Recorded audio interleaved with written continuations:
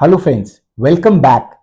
एक तरफ हमारी जीडीपी रॉकेट की तरह ऊपर जा रही है, पर दूसरी तरफ हमारा रुपया जमीन पर गिर रहा है। ये कैसे हो रहा है?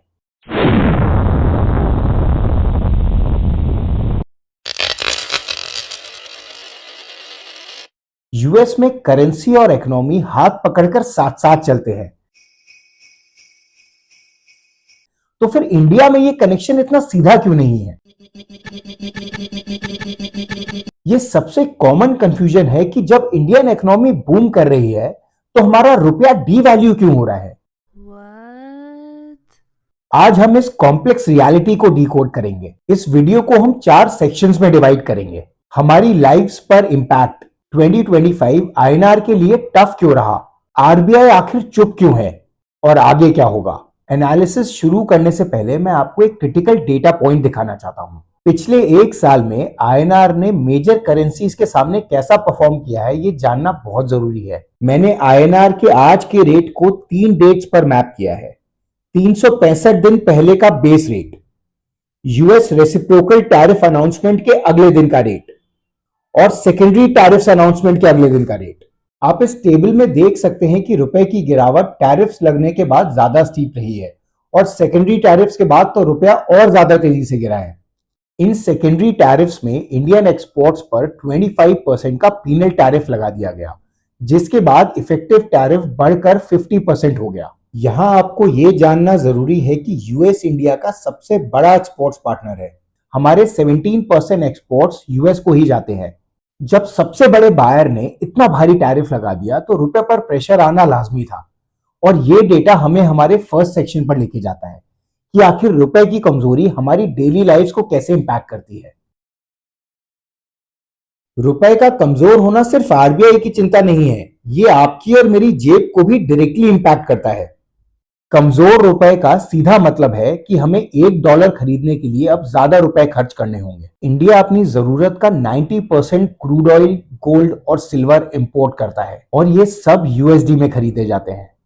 आपको ये जान के हैरानी होगी कि क्रूड, गोल्ड और सिल्वर मिलके हमारा 40% इंपोर्ट बिल बनाते हैं। जब आईएनआर गिरता है तो हमारा इंपोर्ट बिल बहुत ज्यादा बढ़ जाता है, और अल्टीमेटली इससे महंगाई बढ़ती है।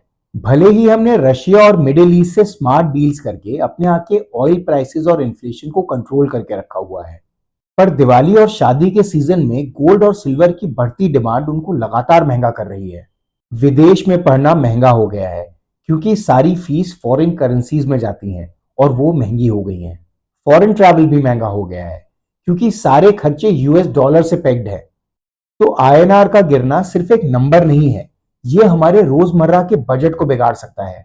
अब आते हैं सबसे बड़े सवाल पर, इतनी बढ़िया जीडीपी ग्रोथ के बाद भी हमारा रुपया कमजोर क्यों हो रहा है? इसका जवाब हमारी इकोनॉमी के बाहर छिपा है। आइए ढूंढते हैं। एक ग्रोइंग इकोनॉमी की जरूरतें बढ़ेंगी, हमें मशीनरी, टेक्नोलॉजी और एनर्जी के लिए ज्यादा इंपोर्ट करना होगा। और क्योंकि क्रॉस बॉर्डर ट्रेड यूएसडी में होता है, इंडिया जितनी ज्यादा इंपोर्टेड चीजें खरीदेगा, उतनी ज्यादा यूएसडी की डिमांड करेगा। डॉलर की डिमांड बढ़ने से डॉलर और ज्यादा मजबूत होगा और आईएनआर को कमजोर करेगा। यह डेवलपमेंट की कॉस्ट है। यूएस हमारा सबसे बड़ा एक्सपोर्ट पार्टनर है। हमारे 17% एक्सपोर्ट्स यूएस जाते हैं। यूएस ने जब से इंडियन एक्सपोर्ट्स पर 25% का पीनल टैरिफ लगाया है, तब से हमारे एक्सपोर्टर्स पर दबाव बढ़ गया है। ऊपर से इंडिया यूएस ट्रेड एग्रीमेंट लटकता ही जा रहा है। अनसर्टेनिटी ग्लोबल इन्वेस्टर्स के लिए अच्छी खबर नहीं होती है। ग्लोबल टेंशन या ट्रेड वॉर्स के दौरान इन्वेस्टर्स यूएस जैसे सेफ हेवंस में पैसा लगाते हैं। यूएस में इंटरेस्ट रेट्स अभी भी हाई हैं। इससे दो चीजें हो रही हैं। Foreign portfolio investors Indian market से पैसा निकालकर यूएस वापस ले जा रहे हैं। यूएस की डिमांड अभी भी बढ़ रही है, जिससे यूएसडी और स्ट्रांग हो रहा है। इन दोनों कंबाइंड इफेक्ट्स के कारण आईएनआर पे प्रेशर बढ़ता जा रहा है। अब सबसे शॉकिंग बात, जब आईएनआर गिर रहा है तो आरबीआई अग्रेसिवली इंटरवीन क्यों नहीं कर रहा है? क्यों वो डैमेज कंट्रोल मोड में नहीं है? क्या आरबीआई को रियलाइज नहीं हो रहा कि सिचुएशन कितनी ज्यादा क्रिटिकल है? आरबीआई जानता है कि यूएसडी की डिमांड मजबूत है। सेंट्रल बैंक्स के पास सबसे बड़े हथियारों में से एक होता है उनका फॉरेक्स रिजर्व। अगर आरबीआई आईएनआर को बचाने के लिए अग्रेसिव हुआ, तो उसे बाजार में बड़े पैमाने पर यूएसडी बेचना होगा, जिससे हमारे फॉरेक्स रिजर्व डिप्लीट हो जाएंगे।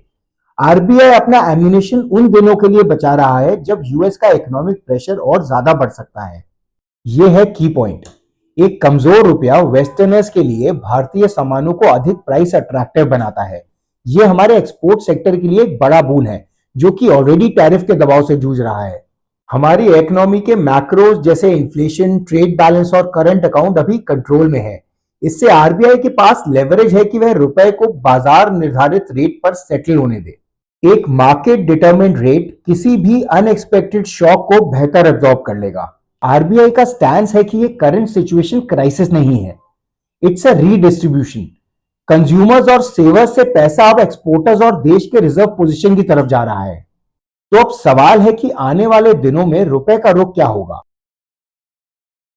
आईएनआर की वैल्यू को चार चीजें सीधे तौर पर इंपैक्ट करेंगी। यूएसडी की डिमांड जैसे ही कम होगी तो वो कमजोर होगा और इससे आईएनआर को सपोर्ट मिलेगा। इंडिया यूएस ट्रेड डील जैसे ही हो जाएगी, इंडियन इकोनॉमी का ग्लोबल सेंटिमेंट पॉजिटिव होगा और रुपया मजबूत होगा। एफआईआईज और एफपीआईज का इनफ्लो शुरू होगा तो रुपए के प्रेशर्स ईज कर जाएंगे। हमारा ट्रेड बैलेंस सुधरेगा, यानी कि इंपोर्ट्स और एक्सपोर्ट्स में डिफरेंस जैसे ही घटेगा, आईएनआर की स्ट्रेंथ फिर से लौटेगी। ये सारे पॉइंट्स इंटरलिंक्ड हैं and it would be like a chain of events. Maximum analyst मानते हैं कि आने वाले महीनों में रुपया 86 से 88 पर यूएसडी की रेंज में सेटल हो सकता है। पर सबसे बड़ा फैक्टर है यूएस ट्रेड डील। अगर यह मार्च 2026 तक हो गई तो रुपया मिड 26 तक 86 के स्ट्रॉन्ग लेवल पर आ जाएगा। तब तक सिट टाइट, अपनी कुर्सी की पेटी बांधे रखे, क्योंकि मौसम का अनुमान लगाना मुश्किल है। You might here a lot of stuff, पर ये नेगोशिएशंस लंबे हैं और आपको अब आदत पड़ जानी चाहिए। A point in reference is US China trade Wars. ये वॉर 6 साल पहले शुरू हुआ था और अभी भी चल रहा है and India has officially entered the big boys games. तो ये था रुपए और इंडियन इकोनॉमी के कॉम्प्लेक्स रिलेशनशिप का पूरा एनालिसिस। उम्मीद है आपका कंफ्यूजन अब दूर हो गया होगा। अगर आपको वीडियो अच्छा लगा तो इसे लाइक कीजिएगा और मेरे चैनल को सब्सक्राइब करें ताकि आप ऐसे ही डीप डाइव एनालिसिस को मिस ना करें। मैं मिलूंगा आपसे अगले वीडियो में। अपना ध्यान रखिए। Good day, good luck.